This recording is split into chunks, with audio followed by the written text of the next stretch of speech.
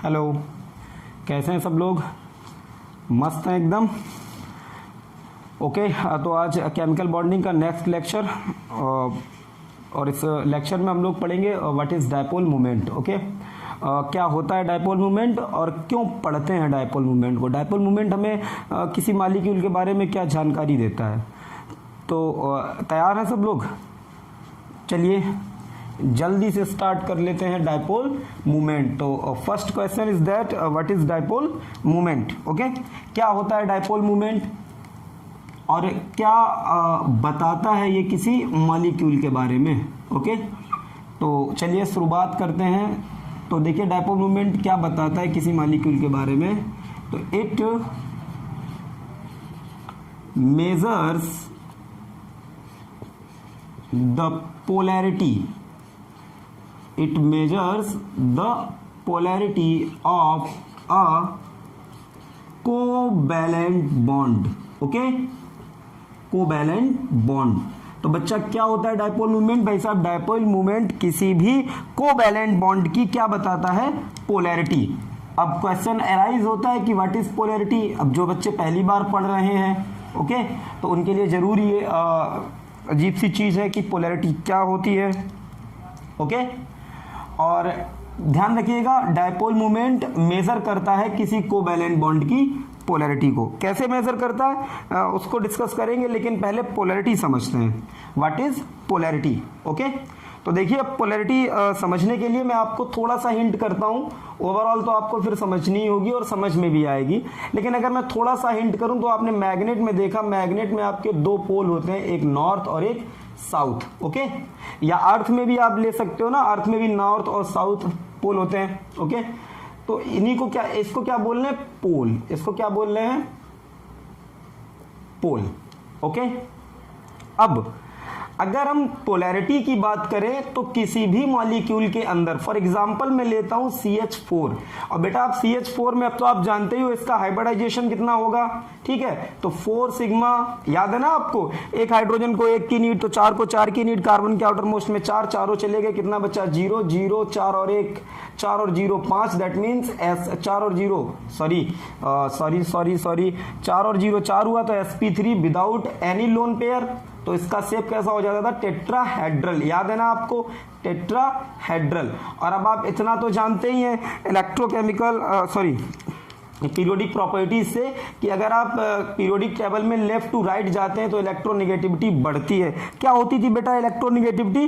ठीक है, इलेक्ट्रोनेगेटिविटी क्या होती थी थोड़ा सा समझ लेते हैं। कोई एक बॉन्ड लेते हैं जैसे HCl लेते हैं। ओके, अब HCl में क्या है?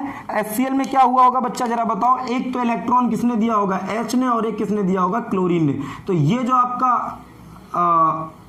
पेयर है इसको क्या बोलते थे? Bond pair. ओके, तो इलेक्ट्रोनेगेटिविटी क्या होती है? Tendency to attract the bond pair of electron is called electronegativity. किसी भी एटम की बॉन्ड पेयर ऑफ इलेक्ट्रॉन्स को अपनी तरफ खींचने की टेंडेंसी जितनी ज्यादा होगी उतनी ही इलेक्ट्रोनेगेटिविटी भी उस एलिमेंट की ज्यादा होगी। और ये इलेक्ट्रोनेगेटिविटी इलेक्ट्रोकेमिकल सीरीज में लेफ्ट, बार बार मैं गलत बोल देता हूँ, इलेक्ट्रोकेमिकल सीरीज नहीं, ओके सॉरी, पीरियोडिक टेबल में अगर आप लेफ्ट टू राइट जाते हैं तो क्या होता है? इलेक्ट्रोनेगेटिविटी इंक्रीज होती है। ओके, तो अगर मैं अब बात करूं HCl में, तो नो डाउट HCl में Cl पर कैसा चार्ज होगा? निगेटिव, और हाइड्रोजन पे कैसा चार्ज होगा? पॉजिटिव। क्यों? क्योंकि फिर मैं गलत बोल रहा हूं, सॉरी, पीरियोडिक टेबल में लेफ्ट टू राइट जाएंगे तो क्या होगा? क्लोरीन एक्सट्रीम लेफ्ट राइट पर है तो इस पर कैसा चार्ज आएगा? स्लाइटली निगेटिव, और इस पर कैसा है? Slightly positive. अब कई बच्चों का सवाल होगा सर व्हाट इज स्लाइटली?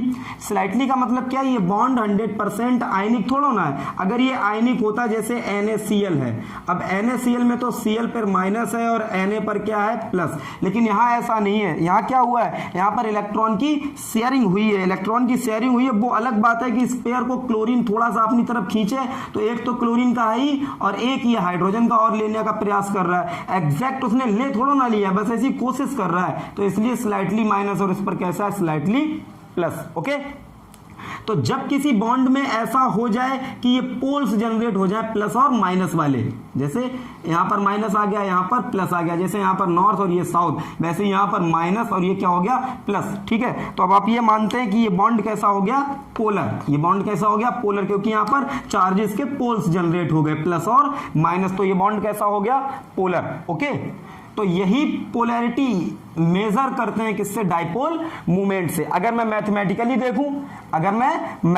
देखूं कि what is dipole movement, exact definition पर जाऊं, ठीक है, तो क्या होगा dipole movement, it is the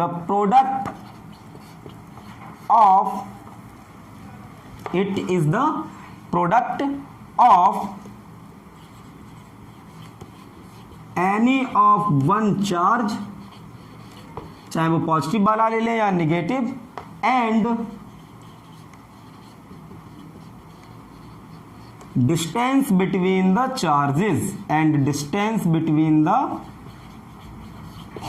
charges, इसको समझते हैं।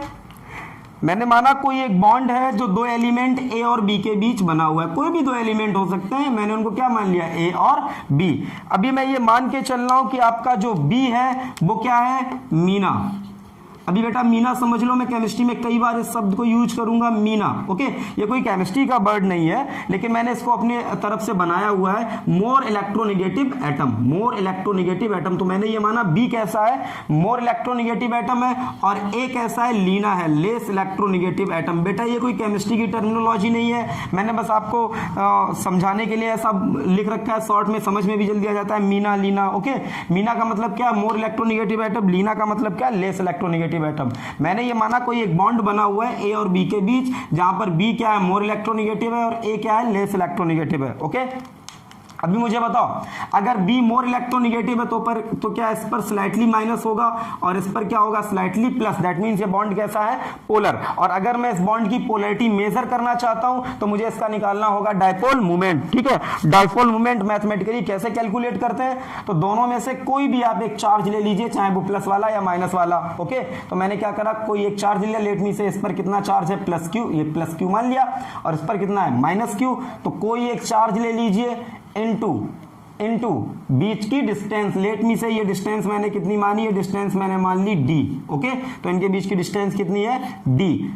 यही हो गया आपका dipole movement. Okay, dipole movement is a vector quantity. क्यों वेक्टर क्वांटिटी है, क्योंकि इसमें डायरेक्शन होती है, और जो क्वांटिटीज वेक्टर होती है उनके ऊपर वेक्टर का साइन लगाते हैं। सर ये तो बात समझ में आ गई, इसमें डायरेक्शन है। सर थोड़ा बताओ कैसे डायरेक्शन है, तो हमेशा याद रखिएगा डाइपोल मूवमेंट की डायरेक्शन हमेशा कैसी होगी, direction of D M, dipole movement, direction of dipole movement is always Leena to Meena. हमेशा डायरेक्शन किधर होगी, लीना से मीना की तरफ। ओके, तो फिर ये जो डायरेक्शन वाला है, ये अब यहाँ पर ये सिर्फ डायरेक्शन डिस्टेंस, सॉरी ये डिस्टेंस सिर्फ डिस्टेंस ही नहीं रही, अब ये डिस्प्लेसमेंट हो गया, क्योंकि इसमें डायरेक्शन मेंशन हो गई। ओके, ये रहा आपका मैथमेटिकली कैलकुलेट करने का तरीका डाइपोल मूवमेंट को। ओके, अब इसकी यूनिट तो वैसे आप कह सकते हो ना, कूलम इनटू डिस्टेंस की यूनिट क्या होती है, मीटर, तो कूलम इनटू मीटर, लेकिन इसको एक नया नाम देते हैं, डिवाई। क्या नाम देते हैं, डिवाई। ओके, तो नोट करिएगा, डाइपोल मूवमेंट समझ में आया, जल्दी से नोट कर लीजिए। अभी इसमें ढेर सारा पढ़ना है।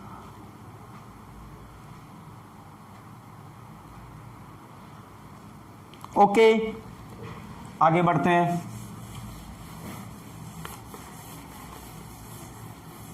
अब देखिए डाइपोल मूवमेंट को थोड़ा और डीपली पढ़ते हैं और मॉलिक्यूल्स के साथ खेलना शुरू करते हैं, उनके डाइपोल मूवमेंट्स निकालते हैं। ओके, आपको केमिस्ट्री में इन जनरल तो ऐसा नहीं होगा कि आपको एग्जैक्ट Q इंटू डी की कैलकुलेशन आ जाए, ऐसा भले ही एनसीईआरटी में मेंशन है, निकलवाया जाता है, लेकिन 12th लेवल तक इतना इंपॉर्टेंस नहीं रखती है वो चीज़। आपको कंपेरिजन करना आना चाहिए, आपको कंपेयर करना आना चाहिए, which molecule has more dipole movement and which molecule is less dipole movement. Okay, अभी वो कैसे करेंगे वही थोड़ा समझना है। जरा मुझे बताइए, अगर मैं ये बॉन्ड देखता हूं HCl, okay, HBr, okay, HI, या ठीक है HF भी देख लेता हूं। तो मुझे एक बात बताओ, क्या ये सारे के सारे बॉन्ड, पहले तो मुझे इतना बताओ क्या पोलर है, पहले मुझे बस इतना बताओ क्या ये सारे ही बॉन्ड पोलर है? यस सर, ये सारे ही बॉन्ड पोलर है। मैंने पूछा बेटा ये सारे बॉन्ड क्यों पोलर है, तो आप कहेंगे सर इन दोनों एटम्स के बीच इलेक्ट्रोनिगेटिविटी का डिफरेंस है। तो सर ये सर खतरनाक इलेक्ट्रोनिगेटिव है, ये सर इलेक्ट्रोपॉजिटिव है, ये सर इलेक्ट्रोनिगेटिव है, ये सर इलेक्ट्रोपॉजिटिव है। देखिए सर पोल्स जनरेट हो रहे हैं, तो ये फिर बॉन्ड्स कैसे हो गए? पोलर। मैंने कहा बहुत अच्छी बात है, बहुत अच्छी बात है। मैंने कहा बेटा जरा इन जो ढेर सारे बॉन्ड्स मैं फिर लिख रहा हूं, जरा इन्हें बताओ। H single bond H, H2, Cl single bond Cl, okay, O double bond O।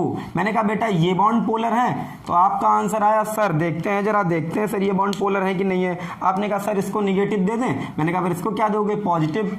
क्या करोगे? दोनों ही तो सेम है ना, ओके। तो ये बॉन्ड कैसे हैं भैया? ये बॉन्ड पोलर नहीं है। अरे किसको पॉजिटिव निगेटिव कहोगे? अगर तुम क्लोरीन को निगेटिव कह रहे हो तो फिर दूसरी क्लोरीन को क्या कहोगे?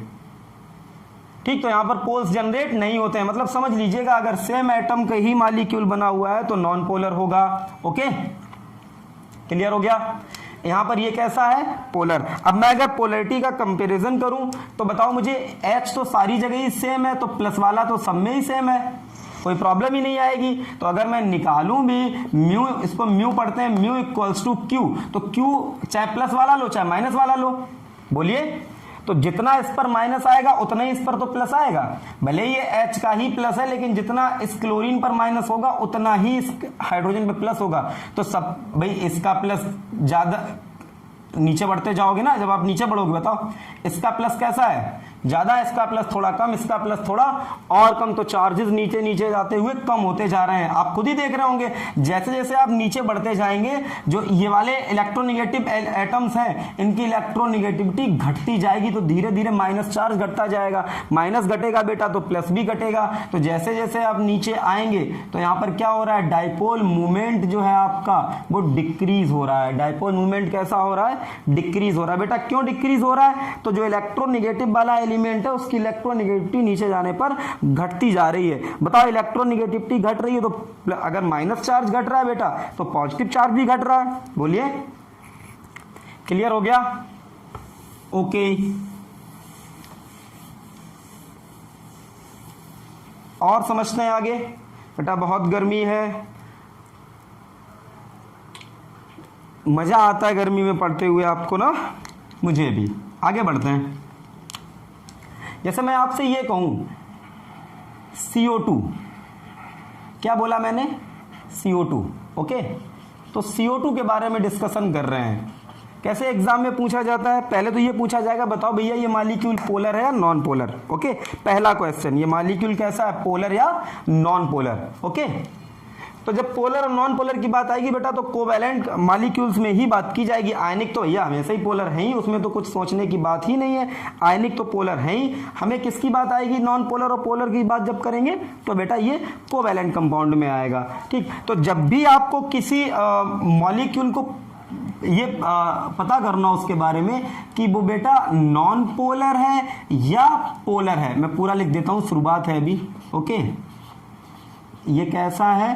नॉन पोलर है और कैसा है? पोलर। एक सिंगल तरीका, उससे ही सारे क्वेश्चन आपके सॉल्व होंगे।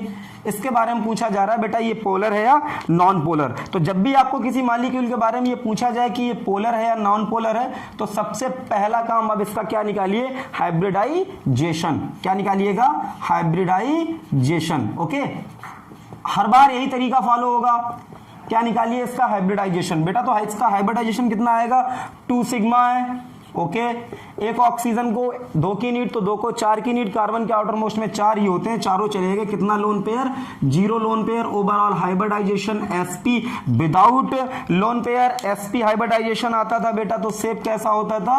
शेप होता था आपका लीनियर। और लीनियर कैसे बनेगा? C double bond O, C double bond O। पहले इतना बताइए मुझे, यहां तक आप क्लियर है? इसका शेप लीनियर है, इसमें किसी को कोई प्रॉब्लम है? दिख रहा है क्या आपको सही से? ओके, दिख रहा है आपको सही से भाई? दिख रहा है ना? हाँ गुड, दिख रहा है। तो इसका लीनियर शेप में किसी को कोई प्रॉब्लम नहीं, कोई प्रॉब्लम नहीं, ठीक है। अब बस मुझे एक चीज और बताइए, कि यहां तो दो बॉन्ड है भैया, एक सी डबल बॉन्ड ओ है और दूसरा भी कैसा है, सी डबल बॉन्ड ओ। तो जरा मैं सी डबल बॉन्ड ओ को देखूं, बस आपको इतना देखना होता है, कुछ भी नहीं। बताओ ये अलग अलग एटम लिखे हैं ना, भूल जा सब कुछ, अलग अलग एटम है तो पोलर होगा ऑलवेज, लेकिन बस देखना सिर्फ, मतलब एक सिंगल बॉन्ड है उसी में देखना है। ये सिंगल और डबल बॉन्ड नहीं बोल रहा हूं, मतलब ये अकेला एक ही तो बॉन्ड है, ठीक। यहाँ तो दो है, एक ये और एक ये भी है, लेकिन एक में ही देखें तो अलग अलग अगर एटम होंगे तो हमेशा कैसा होगा, पोलर। और पोलर होगा बेटा तो यहाँ इस पर कैसा चार्ज होगा, निगेटिव, इस पर कैसा होगा, पॉजिटिव। लेकिन एक बात समझ में आती है कि ये और ये दोनों बॉन्ड सेम है, तो यहां भी जितना निगेटिव होगा उतना ही यहां, उतना ही प्लस यहां। ओके, तो बताओ बेटा इसका कुछ डाइपोल मूवमेंट होगा, बिल्कुल होगा। कितना होगा इसका, तो म्यू इक्वल्स टू दोनों में से किसी एक पे चार्ज, चाहे प्लस वाला ले लो चाहे माइनस वाला ले लो। बेटा जितना माइनस होगा उतना ही इस पर प्लस आएगा, जितना ऑक्सीजन खींचेगी उतने ही तो कार्बन के इलेक्ट्रॉन इधर डिस्प्लेस होंगे ऑक्सीजन की तरफ, कि अपने मन से थोड़ा ना दे देगा। जितना ऑक्सीजन खींच पाएगा उतना ही कार्बन देगा, तो जितना ऑक्सीजन पे नेगेटिव होगा उतना ही कार्बन पर पॉजिटिव आएगा। ओके, तो कोई एक चार्ज ले लिया, इनटू बीच की डिस्टेंस डी ले ली। बेटा बताओ क्या सेम काम यहां भी होगा, बिल्कुल, क्योंकि वो भी कार्बन और ऑक्सीजन ही तो बॉन्ड है, वो भी कार्बन और ऑक्सीजन डबल बॉन्ड ही तो है, यहां भी डबल बॉन्ड ही है, सेम है सब कुछ। तो वहां का जो म्यू आएगा वो भी सेम ही होगा, और वो भी कितना होगा, क्यू इंटू डी, बिल्कुल सेम वैल्यू आएगी उसकी। अब बताओ इस मॉलिक्यूल के अंदर एक डाइपोल मूवमेंट है या दो है, यहां तो दो डाइपोल मूवमेंट है, तो क्या आपको दोनों को जोड़ना पड़ेगा, भाई ओवरऑल निकालना है इस मॉलिक्यूल का, तो फिर दोनों को जोड़ना पड़ेगा। और बेटा जोड़ने के लिए आपको पता होना चाहिए कि अगर आप कभी ऐसा जोड़ते हैं, फॉर एग्जाम्पल 3 + 4 तो कितना आता है बेटा, 7। लेकिन अगर ये क्वांटिटीज स्केलर नहीं है तो आपको फिर इन्हें कैसे जोड़ना पड़ेगा, वेक्टोरियली। ध्यान रखिएगा, वेक्टर जितनी भी क्वांटिटीज है उनका एडिशन, सब्सट्रैक्शन, ठीक, या मल्टीप्लिकेशन आप अलजेब्रिक मेथड से नहीं कर सकते, उनका आपको कैसे करना पड़ेगा, वेक्टोरियल एडिशन से ही आपको उन्हें ऐड करना पड़ेगा, आप डायरेक्ट इसको ऐड नहीं कर सकते, ठीक है। तो थोड़ा सा हम लोग समझ लेते हैं वेक्टर एडिशन। बेटा जो लोग बाहर से होंगे, कई लोग नया नया अपना चैनल बना हुआ है, ठीक, कई लोग मुझे नहीं जानते होंगे। मेरी एक आदत है बेटा, मैं कोशिश ये करता हूं कि आप जो भी आप पढ़ रहे हो, मैं जितना आपको सिखा पाऊं उतना सॉलिड सिखा पाऊं, ठीक है। नोट्स बनवाना, ठीक है, ये छाप लिया आपने अच्छे तरीके से, एकदम VIP नोट्स बन रहे हैं बेटा। आप सारे ही लोग, मुझे मालूम है जितने भी लोग ऑनलाइन क्लासेस पढ़ रहे हैं, ठीक, अगर वो मन से पढ़ रहे हैं तो एक बात तय है कि आप पढ़ना चाहते हैं, आप अच्छा करना चाहते हैं। और अगर आप पॉजिटिव माइंड सेट किए ना अपना, ठीक, तो मुझे फिर ठीक है, मेरी रिस्पॉन्सिबिलिटी है, मैं नोट्स बनवाता भी हूं। लेकिन अगर आपके नोट्स थोड़े बहुत इधर उधर हो भी रहे हैं तो फिर आप, ऑब्वियस सी बात है, आप ऑनलाइन पढ़ने में इतना इंटरेस्ट दिखा रहे हैं तो फिर आपके पास मोबाइल हो गई, सबके पास अवेलेबल है बेटा गूगल से नोट्स, ठीक है। NCERT है आपके पास, और भी रेफरेंस बुक्स हैं, आप वहाँ से भी चीज़ों को हैंडल आउट कर सकते हैं, लेकिन समझना जरूरी है। लिखा हुआ तो आपको हर जगह मिल जाएगा। तो फिर मैं थोड़ा सा आपको वेक्टर एडिशन सिखाता हूँ, थोड़ा ही सिखाऊंगा, बहुत ज़्यादा नहीं डीप में जाएंगे, क्योंकि हम लोगों को ओवरऑल केमिस्ट्री सीखनी है, लेकिन उसके बिना काम नहीं चलना आपका यहाँ पर, ठीक है। तो आ जाइए थोड़ा सा पढ़ लेते हैं क्या वेक्टर एडिशन। वेक्टर एडिशन देखिए बेटा, मैं इसकी जरूरत क्यों पड़ रही है, क्योंकि बेटा वेक्टर क्वांटिटीज का एडिशन आप डायरेक्ट अलजेब्रिक सम से नहीं कर सकते हैं। तो थोड़ा सा पढ़ लेते हैं क्या वेक्टर एडिशन। बहुत आसान है, आप तुरंत सीख जाएंगे, ठीक।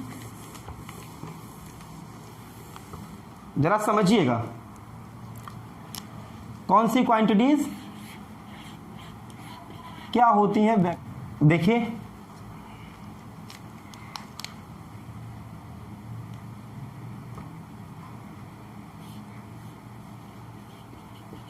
those quantities, बल्कि दोज क्वांटिटीज का मतलब वही होना चाहिए ना, आपको समझ आना चाहिए, दोज फिजिकल क्वांटिटीज, ओके। तो those quantities in which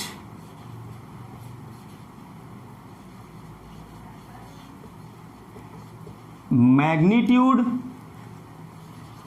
as well as direction is present, okay। ऐसी सारी क्वांटिटीज जिनमें मैग्नीट्यूड भी हो और साथ ही साथ डायरेक्शन भी हो। अब इसका क्या मतलब है, इसका क्या मतलब है जरा समझिए। जैसे मैं आपसे ये कहता हूं मास, क्या बोलता हूं मास, और मास को मैंने बोला बेटा 4 किलोग्राम 4 केजी, तो कभी ये कहने की जरूरत कहाँ पड़ती है कि sir 4 KG sir north direction में, 4 केजी सर ईस्ट डायरेक्शन में, या 4 केजी सर साउथ में, ईस्ट में, वेस्ट में, ऐसा कहने की कोई नीड ही नहीं पड़ती। ठीक, उसके बाद जैसे मैं डिस्टेंस की बात करूं, किसकी बात करूं, डिस्टेंस की, तो मैं डिस्टेंस कह दूं बेटा 4 किलोमीटर। तो जब मैंने ये कहा 4 किलोमीटर तब तक तो कोई टेंशन नहीं, लेकिन अगर मैंने इसी डिस्टेंस को ऐसे लिख दिया बेटा 4 किलोमीटर इन नॉर्थ, किधर लिख दिया 4 किलोमीटर इन नॉर्थ, तो फिर ये आपका बन जाएगा डिस्प्लेसमेंट। ओके, और ये हो जाएगी आपकी वेक्टर क्वांटिटी, क्योंकि मैंने यहां पर डायरेक्शन मेंशन कर दी। ठीक है, फॉर एग्जाम्पल दूसरा देखिए, मैं आपसे ये कहूं मेरी स्पीड कितनी है, मेरी स्पीड है 5 किलोमीटर पर आवर, तो ये आपकी स्पीड जो है भैया ये एक स्केलर क्वांटिटी है, जैसे ये दोनों स्केलर हैं। यहाँ डायरेक्शन का मैंने कोई मेंशन नहीं करा डायरेक्शन को, लेकिन अगर मैं ये कह दूं 5 kilometre per hour in south, okay, कोई बंदा है या कोई भी कोई गाड़ी है जो 5 किलोमीटर पर आवर से जा रही है किधर, साउथ में, दैट मीन्स अब ये आपकी बन गई वेलोसिटी। क्या बन गई, वेलोसिटी। ओके, तो those quantities in which magnitude and direction is present, जिसमें दोनों चीजें हो, उनको उसको क्या बोलते हैं अपन लोग, वेक्टर क्वांटिटीज। ओके, और वेक्टर क्वांटिटीज को आप कभी भी मैथमेटिकल एडिशन से सॉल्व नहीं कर सकते, उसको आपको कैसे करना पड़ेगा, उसका अपना फंडा। ठीक, वो फंडा क्या होगा, वेक्टोरियल एडिशन। ठीक, तो अब पहले से इतना थोड़ा सा और देख लेते हैं, representation of a vector, representation of a vector, जल्दी से लिख लीजिएगा, हेडिंग डाल दीजिए, रिप्रेजेंटेशन ऑफ वेक्टर।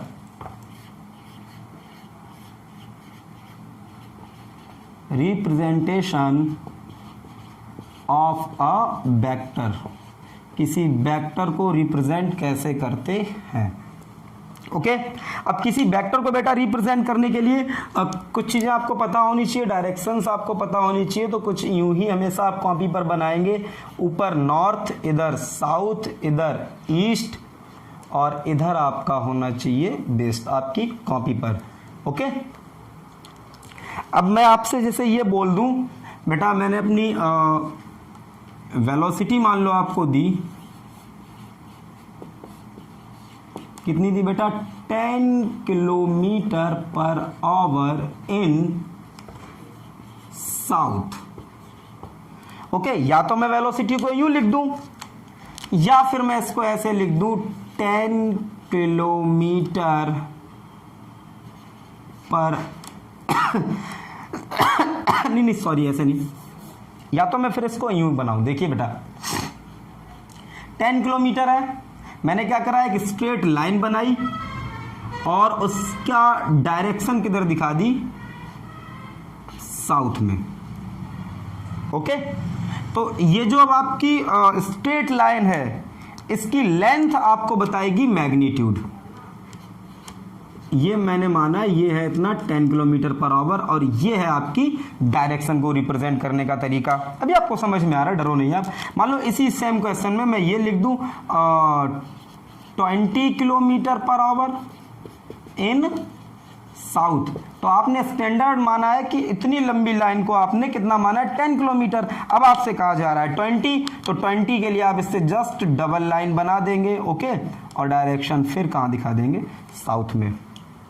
कोई प्रॉब्लम? देखिए बेटा बहुत डीप रहती है ये चीज़ें, ठीक है, यूनिट वेक्टर ये और वो फलाने ढिमका बहुत सारी चीज़ें, लेकिन हम लोग वहाँ नहीं जा रहे, वो हम लोग फिजिक्स में पढ़ेंगे अच्छे से। लेकिन फिलहाल मुझे थोड़ा केमिस्ट्री में यूज करना है, तो मैं 2 वेक्टर को ऐड करना सिखा रहा हूँ। ओके, अभी मुझसे किसी ने कहा बेटा, अभी मुझसे किसी ने कहा फोर्स है, फोर्स भी वेक्टर क्वांटिटी है, फोर्स 10 न्यूटन है, किधर है, इन ईस्ट। तो 10 न्यूटन। अब आपका मन है आप जितनी लंबी लाइन माने 10 न्यूटन के लिए, 10 के लिए मान लिया मैंने इतनी लंबी मान ली 10, ओके। डायरेक्शन किधर है? ईस्ट में। ये तो मैंने गलती बना दी भैया, ये ईस्ट, ओके। तो ये रहा आपका ईस्ट में, ओके। अब इसी सेम क्वेश्चन में अगर ऐसा लिखा हो 20 न्यूटन इन ईस्ट, तो आप कैसे करेंगे? 20, अगर आपने 10 इतना माना स्टैंडर्ड इस क्वेश्चन में, तो फिर आप 20 इतना मान लेंगे। क्लियर हो गया? तो बहुत आसान है। अब बताओ मुझे, हमेशा एक वेक्टर का जो रिप्रेजेंटेशन होगा वो यूं ही होगा। ये जो हेड है इसका एरो का, ये आपको क्या बताएगा? ये एरो का जो हेड है ये आपको ये बताएगा डायरेक्शन किधर है, और ये इसकी लेंथ जो है एरो की, ये स्ट्रेट लाइन, ये आपको बताएगी मैग्नीट्यूड, ओके। अब मैग्नीट्यूड जानते हैं ना अब क्या होता है? जैसे मैं कहूँ 10 लीटर मिल्क, तो 10 क्या है? मैग्नीट्यूड। लीटर क्या है? Unit, okay. जैसे यहाँ velocity 10 kilometre per hour in south, तो 10 क्या है? Magnitude, kilometre per hour unit, और साउथ क्या है? Direction, okay. तो वेक्टर क्वांटिटी में क्या होता है? दोनों ही चीजें होती हैं, magnitude as well as direction. अब मुझे अगर दो वेक्टर क्वांटिटीज को ऐड करना हो, जैसे मुझे 3 और 4 ऐड करना हो, तो 3 और 4 ऐड करते हैं तो कितना आता है मेरा बच्चा? 7 आता है। लेकिन अगर मैं इसे वेक्टोरियली ऐड करूंगा तो ये 7 नहीं आएगा। तो ये कितना आएगा? तो ये कितना आएगा इसे हमें देखना है, ठीक। तो जल्दी से शुरू करते हैं, जल्दी से, और हेडिंग डालते हैं addition of vector, addition of vectors, ठीक। दो वेक्टर को ऐड करना सीख रहे हैं बेटा, दो वेक्टर को ऐड करना सीख रहे हैं। कई लोगों की बेटा शिकायत रहती है सर कभी कभार हॉर्न की आवाज आ जाती है, ओके। बेटा ऐसा होगा नहीं ना कि आप जहां रह रहे हो वहां बसें ना चलती हो, ठीक। हाँ मैं मानता हूं कि इतना डिस्टरबेंस नहीं होना चाहिए, तो बेटा होता भी नहीं है, कभी कभार तो ऐसा है ही। बेटा घर ही ऐसी जगह है, ठीक, या आपके स्कूल्स भी ऐसी जगह हैं, कोचिंग्स भी ऐसी जगह है, तो इतना तो चलता है। कई लोगों को बड़ा एकदम परेशानी हो जाती है, sir how it is possible that कि हम लोग पढ़ रहे हैं और सर आवाज़ आ जाए कहीं से, ठीक है। हाँ ठीक है, चलिए। तो addition of vector, addition of vector, okay. मान लिया मेरे पास दो वेक्टर है, एक वेक्टर ये है ए, या मान लिया मैंने कोई वेक्टर ये पी है, और एक कोई वेक्टर मेरे पास दूसरा है क्यू, कुछ ऐसे मान लिया मैंने, ये है आपका वेक्टर क्यू। आप कैसे भी मान सकते हैं, कुछ लोग कहेंगे सर जरूरी है ऐसा ही हो, सर ऐसा हो, अब कैसा भी मान लो, ठीक। इन दो वेक्टर्स को हमें क्या करना है बेटा? ऐड करना है, वेक्टर p को और वेक्टर q को। जो वेक्टर क्वांटिटीज होती हैं उनके ऊपर एरो आपको लगाना पड़ता है, ओके बेटा। तो ये हो गया आपका q। अब देखिए एक वेक्टर की खास बात क्या होती है, किसी भी वेक्टर को आप यूं पकड़ के कहीं भी ले जा सकते हैं। आप इसको पकड़ के यहां ले आए, आप इसको पकड़ के यहां ले जाएं, आप इसको पकड़ के यहां ले जाएं, यहां ले आए, कोई प्रॉब्लम नहीं है, बस इसको टिल्ट आप ना कराएं। मतलब ये ऐसा है तो आप इसको पकड़ के ऐसे ही कहीं ले जाएं, पैरेलल ही, ऐसे ना करें, ऐसा है तो आप ऐसा किए और खींच लाए इधर, बेटा ये पॉसिबल नहीं है। आप किन्हीं भी दो वेक्टर्स को क्या कर सकते हैं, हाँ आप उसको कहीं भी डिस्प्लेस करा सकते हैं, बशर्ते पैरेलली डिस्प्लेस कराएं, उसको टिल्ट ना कराएं, घुमाएं ना आप उसको, यूं ना करें। इसको आप पकड़ लें यहां ले आए कोई प्रॉब्लम नहीं, इसको आप पकड़ लें ऊपर छत पे ले जाएं कोई प्रॉब्लम नहीं, बस इसको घुमाएं ना आप, ओके। एक चीज बताइए, किसी भी वेक्टर में क्या होता है, ये जो आपका ये है, ये मैग्नीट्यूड, ये लाइन इसकी लेंथ ये बताती है आपको मैग्नीट्यूड, और एरो बताता है डायरेक्शन। अब मुझे इन दो वेक्टर्स को बेटा ऐड करना है, किसको ऐड करना है बेटा? p को और q को। तो बेटा ये रहा आपका p, ओके, और ये रहा बेटा आपका q। जब भी आपको दो वेक्टर को ऐड करना हो तो आप क्या करिएगा, एक वेक्टर की क्या ले लीजिए आप, एक जो वेक्टर है उसका आप क्या ले लें बेटा, ये हेड, और दूसरे की टेल इसके हेड से मिला के यूं कर दें। कुछ बच्चों का सवाल जरूर मुझसे रहेगा कि सर आपने तो बड़ा सिंपल अच्छे से ऐसे ले लिया, मान लो सर ऐसे करके वेक्टर हो, ऐसे करके, तो सर क्या करेंगे? बेटा फिर भी कुछ नहीं करेंगे, आप घबराइए नहीं, देखिए फिर भी आप ऐसे ही करेंगे, जो मैं बनाऊंगा वैसे ही बनेगा। ये देखो बेटा क्या करें आप, इसको आपने ऐसे ही रखा, बोलिए, या और ये जो है आपका, इसको देखो आपने, ये ऐसे ही तो है, कुछ ऐसा, बोलिए। तो देखिए ये वही तो है, ठीक है। आप इसको अगर थोड़ा सा यूं घुमा देंगे तो मैं क्या बोला हूं, जब आप घुमा रहे हैं तो दोनों, अब तो दोनों के पूरे सिस्टम को ही घुमा रहे हैं, सिंगल वेक्टर को यूं करके ना घुमाएं, ठीक है। लेकिन फिर भी आप इसको देखें, ये ट्रायंगल ही तो बना, अच्छे से देखिए। जैसे इसको देखें आप, यहां भी क्या बना ये बेटा, एक ट्रायंगल ही तो बना ये, ओके। तो बेटा ध्यान रखिएगा, इस लॉ को बोलते हैं triangle law of addition. Triangle law of addition का मतलब क्या है, आप किन्हीं दो वेक्टर्स को यूं करके अरेंज कर लीजिए, फिर उसका क्या बना दीजिए, ट्रायंगल। और ये थर्ड साइड जो होगी इसकी लेंथ आप ये मेजर कर लीजिए, ये क्या बताएगा आपको, ये क्या बताएगी आपको, इसका मैग्नीट्यूड। और ये एरो जिधर जा रहा है ये उसका क्या बताएगा, डायरेक्शन, ओके। इतना क्लियर है बेटा, इसमें तो किसी को कोई डाउट नहीं, ओके। जैसे अभी आप ये वाला यहां पे देख लें, थोड़ा एग्जांपल लिया था, तो यहां क्या होगा बेटा, ये जो ये लेंथ है, this is the magnitude of final vector and this is the direction of final vector, okay. कोई प्रॉब्लम, कोई भी प्रॉब्लम नहीं है, ओके। चलिए आगे बढ़ते हैं थोड़ा सा, अब इसको थोड़ा सा अच्छा बड़ा सा बना लेते हैं। तो दो वेक्टर थे, हमें उन्हें क्या करना था, ऐड, ओके। तो दो वेक्टर है, उन्हें हम क्या बनाए ले रहे हैं, थोड़ा सा बड़ा कर रहे हैं ताकि प्रूविंग आसान हो जाए, थोड़ा सा डायग्राम आपको सिस्टमैटिक नजर आए। तो ये मैंने क्या ले लिया बेटा, ये ले लिया आपका P एक वेक्टर, और बेटा एक दूसरा वेक्टर मैंने यूं ले लिया, ये ले लिया बेटा Q, ओके। इन दोनों वेक्टर्स को हमें क्या करना है, ऐड, कैसी भी डायरेक्शन हो सकती है। तो देखो बेटा मैंने क्या किया, ये लिया मैंने P वेक्टर, और बेटा मैंने ये लिया Q वेक्टर, ओके।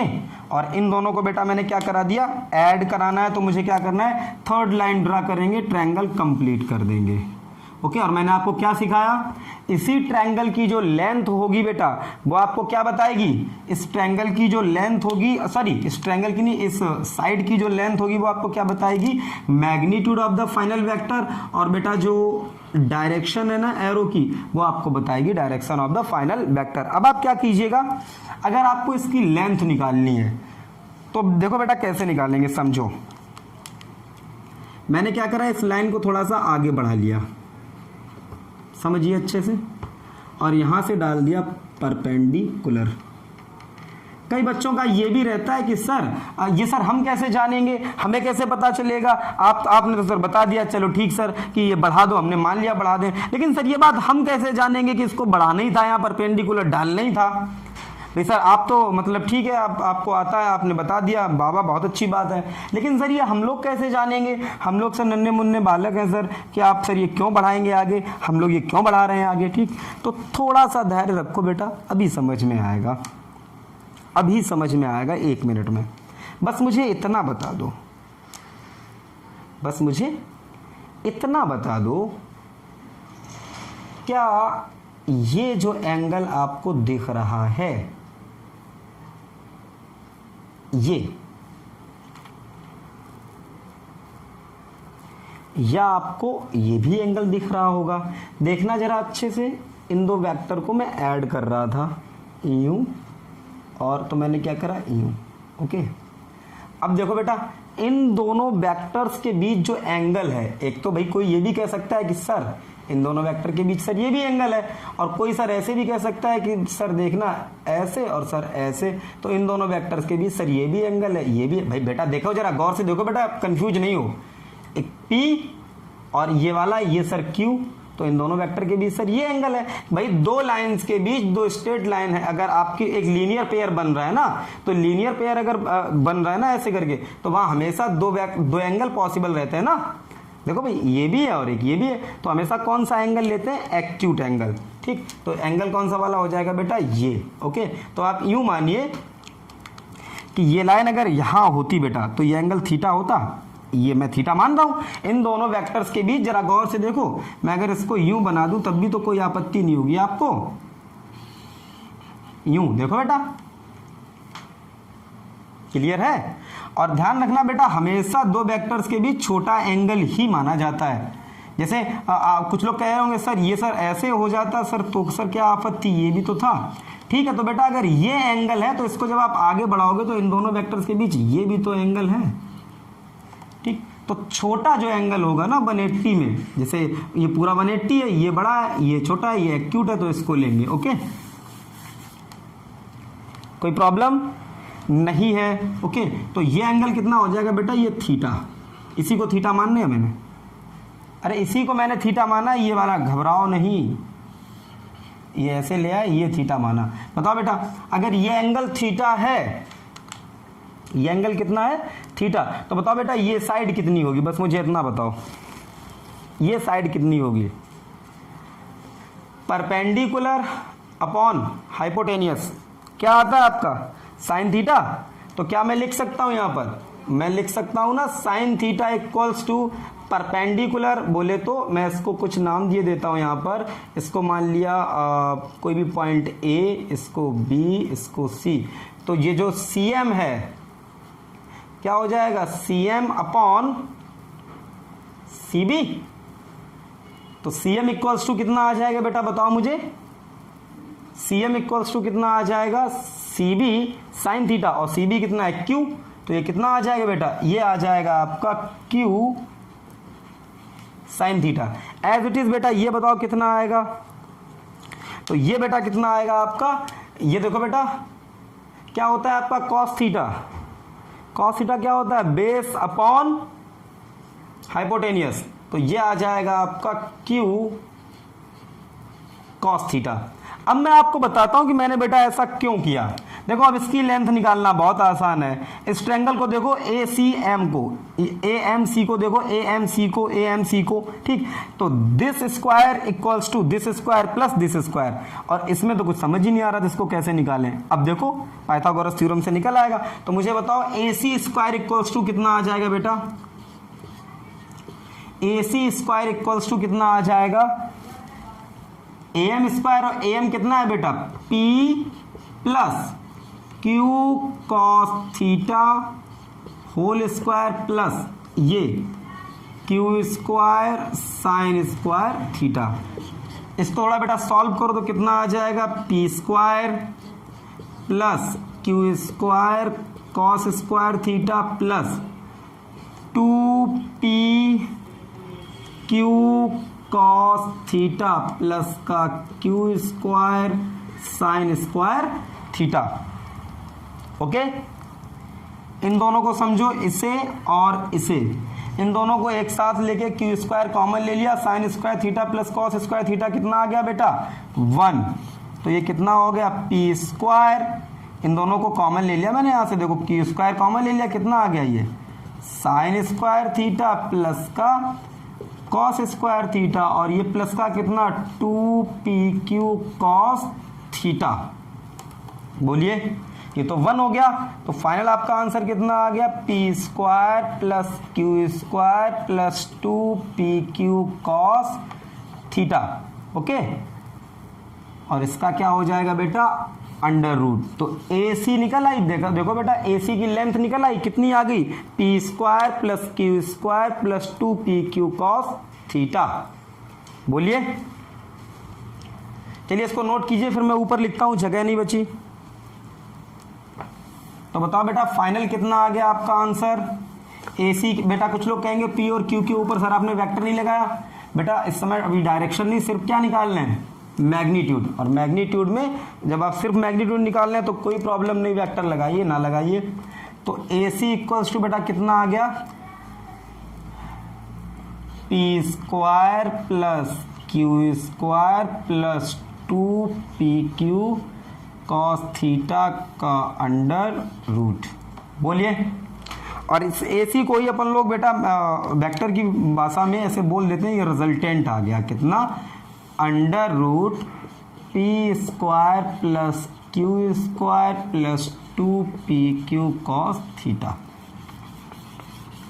अब बस मुझे बेटा इतना बताओ कि अगर दो वेक्टर हैं P और Q, बेटा ध्यान रखना मैं बार बार आपसे बोल रहा हूं कि एक वेक्टर ये है P और मान लो एक वेक्टर दूसरा ये Q, इसको उठा के आप इसकी टेल मिला दो ऐसे करके, तो ये जो एंगल है ना इसी को बोलते हैं इन दोनों वेक्टर्स के बीच का एंगल। यहाँ भी बेटा देखो वैसे ही तो है, इसको आप खींच के इधर से ले आओ ऐसे करके, तो देखो बेटा ऐसे ही हो जाएगा।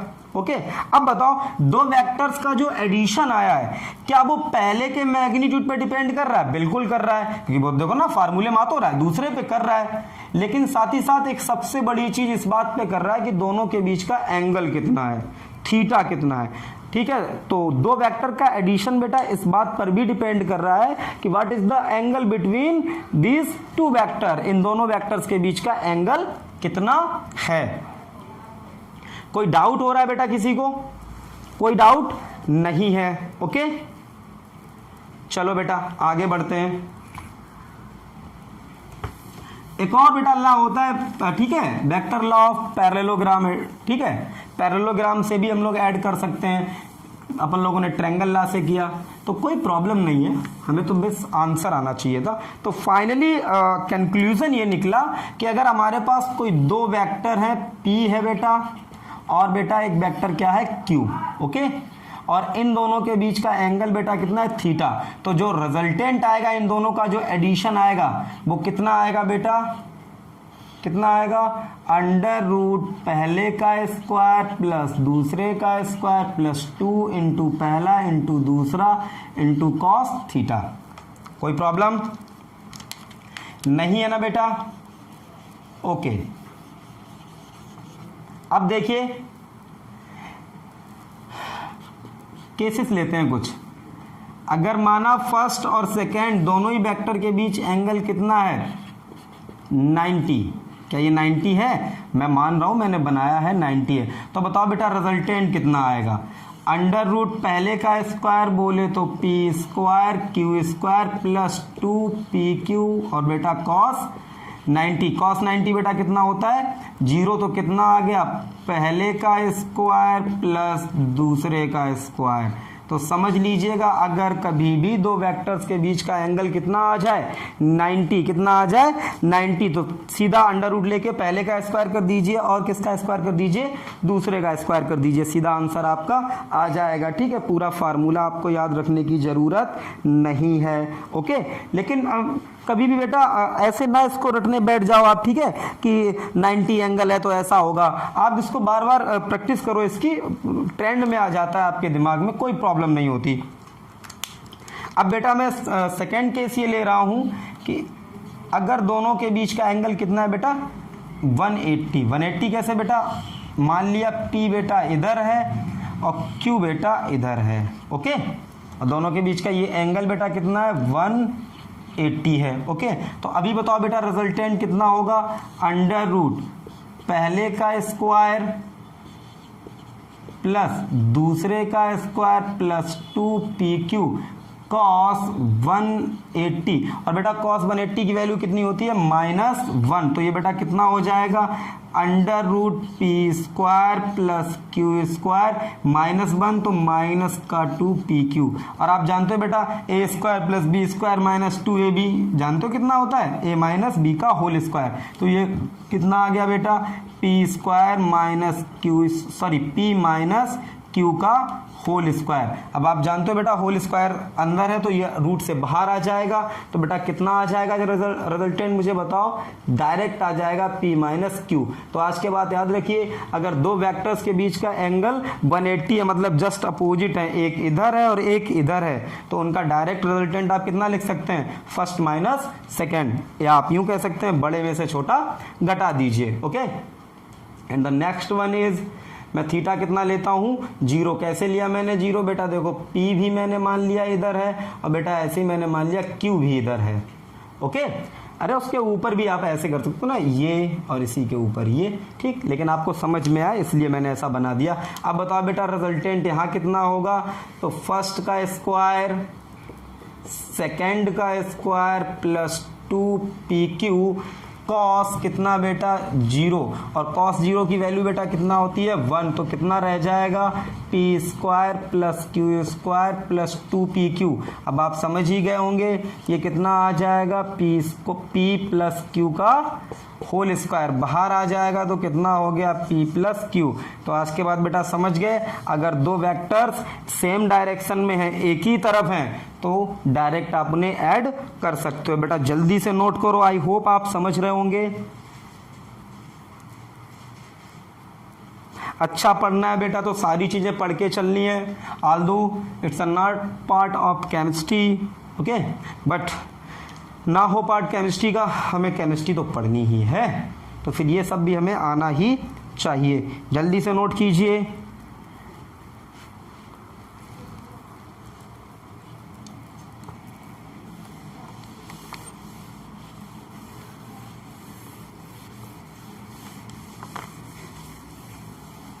नोट हो गया ना? अब एक केस और है, स्पेशल एक केस, वो जरा आप समझिएगा।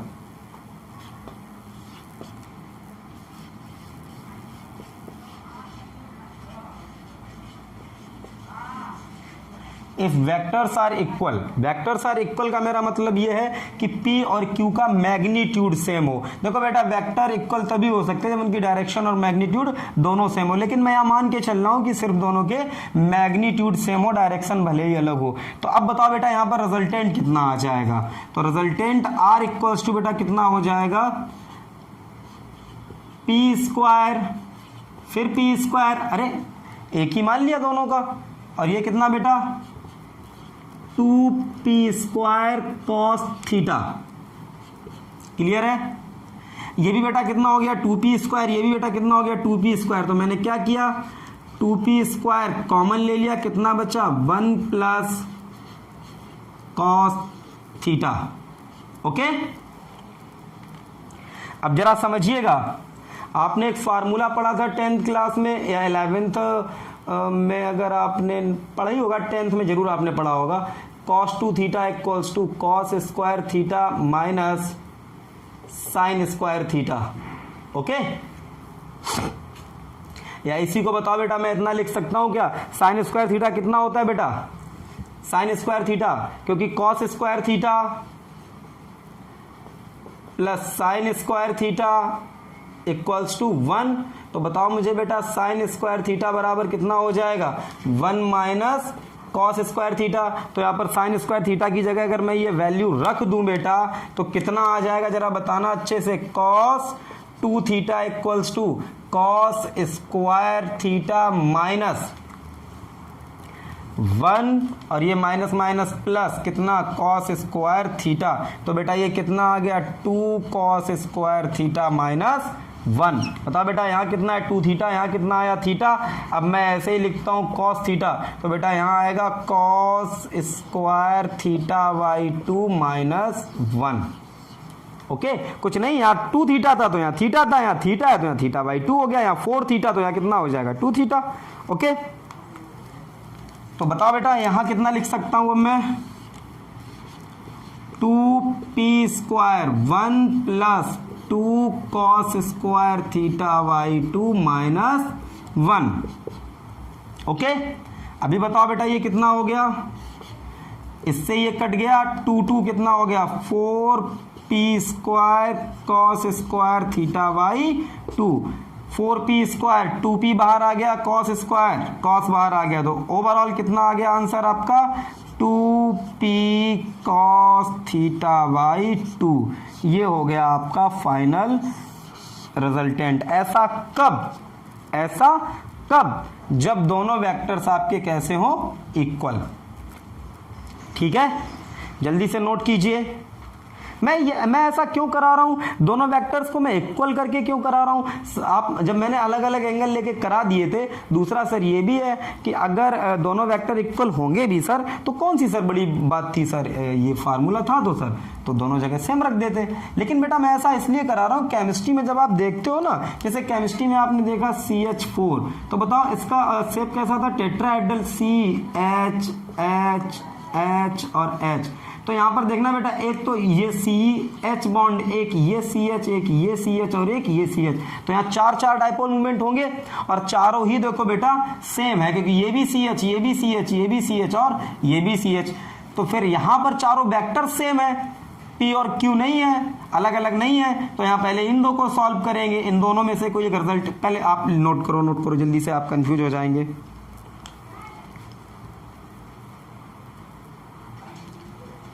ठीक है, तो इसके आगे हम लोग डिस्कस करेंगे नेक्स्ट क्लास में। ओके, थैंक यू, धन्यवाद। बेटा एक बात सुनते जाओ, एक बात सुनते जाओ, एक बात सुनते जाओ। कितने लोग हैं जिन्हें इसमें 90 to 95, देखिए 100% तो फिर ये मैं झूठ आप भी झूठ कि 100% आपको आ रहा है, वो तो आपको बार बार आप पढ़ेंगे तभी आएगा, एक बार में तो आपको 100% नहीं आ सकता है। झूठ आप बोल लीजिए, मैं भी बोल लूँगा, ऐसी कोई दिक्कत नहीं है, लेकिन कोशिश कीजिए सच ही बोलिए। कितने ऐसे लोग हैं जिन्हें 90 to 95% समझ में आ रहा है? जिन लोगों को इतना आ रहा है वो लोग मुझे ज़रूर कमेंट में बताएंगे, अभी नहीं, क्लास देखने के बाद वीडियो पर कमेंट करेंगे और मुझे ये बताएंगे कि सर कितना तक उन्हें समझ में आ रहा है। जब मैं इसका रिस्पांस ले लूँगा, ढेर सारे लोग मुझे बाद में कमेंट में बता देंगे, तब ही मैं आगे की लेक्चर पढ़ाऊँगा, अदरवाइज़ मैं फिर समझ लीजिए नहीं पढ़ाऊँगा। ओके, तो नेक्स्ट क्लास में हम लोग इसको डिस्कस करेंगे। ओके, आगे हम लोग डाइपोल मूवमेंट्स देखेंगे, किसके, केमिकल जो मॉलिक्यूल हैं आपके।